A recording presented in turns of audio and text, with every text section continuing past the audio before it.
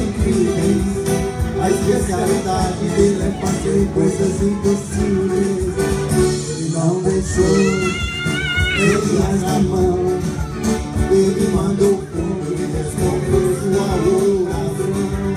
Ele desafiou os homens de Baal e mostrou que ele é somente Deus e não tem igual. Operando Deus, quem impedirá? E falando Deus, quem não ouvirá? Ele manda fogo, prova que é Deus e consome o altar. Se Deus quiser operar aqui, não existe homem para impedir. Pode até gigante se levantar, ele faz cair.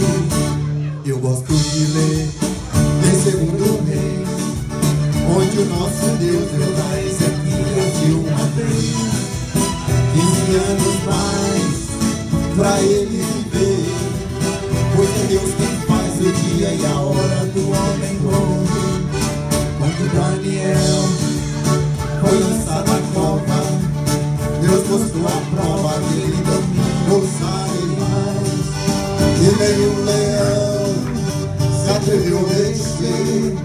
Quando Deus ordena, até animal tem que obedecer.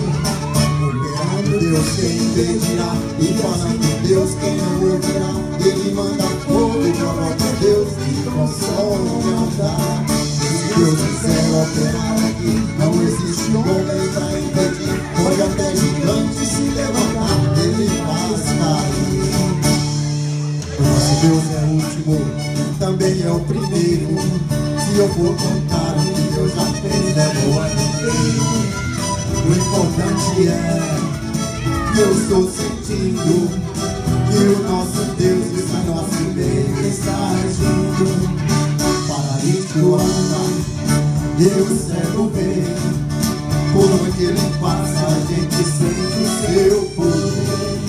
E de alegria a igreja chora, e quem é fiel com os olhos a fé vê sua glória. Operando Deus, quem impedirá? E falando Deus, quem não ouvirá? Ele manda fogo, provoca Deus e consome o altar. Se Deus quiser operar aqui, não existe homem para impedir. Pode até gigante se levantar, ele faz cair.